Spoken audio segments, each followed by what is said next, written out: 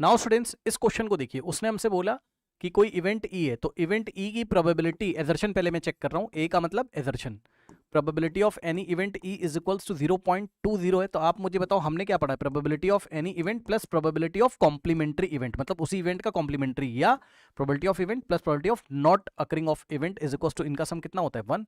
तो अगर हम यहां पर, ये ई बार का मतलब क्या है, नॉट ई, मैं लिख देता हूं, ई के ऊपर बार लगने का मतलब ही क्या होता है, नॉट ई, है ना। तो प्रोबेबिलिटी ऑफ इवेंट ई कितना दे के रखा है, 0.20 प्लस प्रोबेबिलिटी ऑफ नॉट ई कितना है, यस, इसको मैं इंग्लिश में लिख देता हूं, ई बार की जगह मैं अगर ऐसा लिख दूं, not occurring of event E, ऐसे ई बार की जगह नॉट ई लिख दीजिए, इज इक्वल्स टू 1। यहां से पी ऑफ नॉट ई अगर आप निकाल लोगे तो 1, और ये उधर जाके माइनस करेगा 1 माइनस 0.20। अब 1 में से 0.20 माइनस करोगे तो कितना आ जाएगा, 1 को लिखो 1.00 और 0.20 माइनस करो, 0 माइनस 0 और 10 माइनस 2 8, यहाँ 0 माइनस 0 0.80।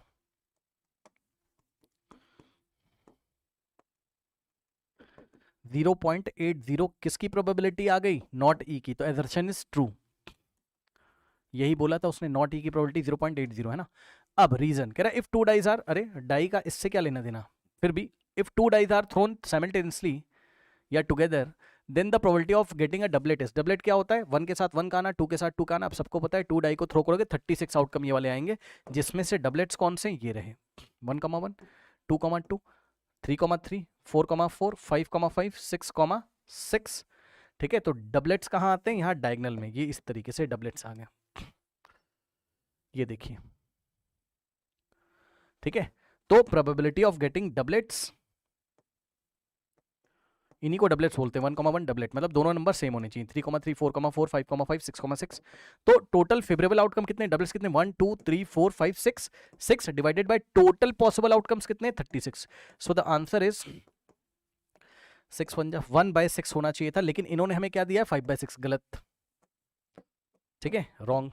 तो रीजन क्या हो गया, फॉल्स, फॉल्स, ठीक है। अच्छा एक चीज और, अगर वो हमसे बोलता प्रोबेबिलिटी ऑफ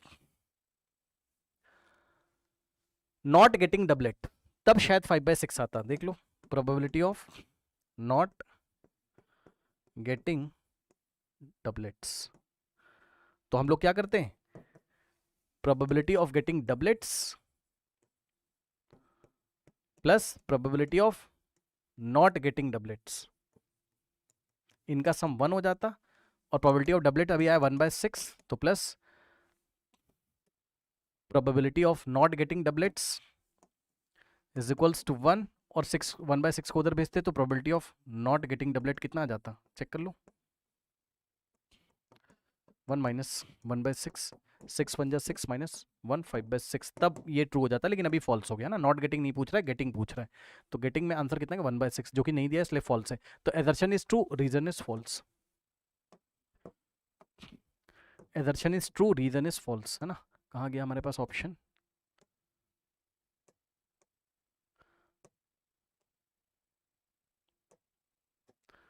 चलो ठीक है लिख लेना, एजर्शन ट्रू है, रीजन फॉल्स है, option C is the correct answer. ठीक है, चलिए चलते हैं नेक्स्ट क्वेश्चन की तरफ।